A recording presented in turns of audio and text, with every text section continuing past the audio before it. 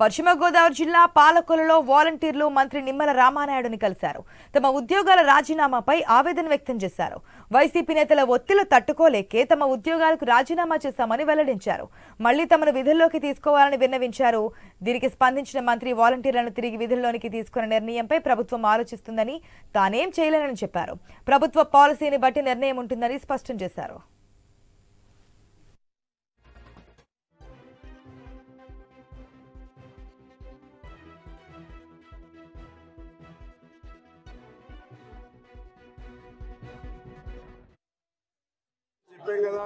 ఇప్పుడు ఎవరు కూడా రాజీనామాలు చేయకండి, వీధి మీద పడకండి. జగన్మోహన్ రెడ్డి గారు 5 సంవత్సరాల్లో మీకు 5,000 రూపాయలు ఇచ్చి ఉపయోగించుకుని మీ జీవితాలు స్థిరపెట్టవలసిన వ్యక్తి రాజీనామాలు చేసి రోడ్డును పడేయమంటున్నారు.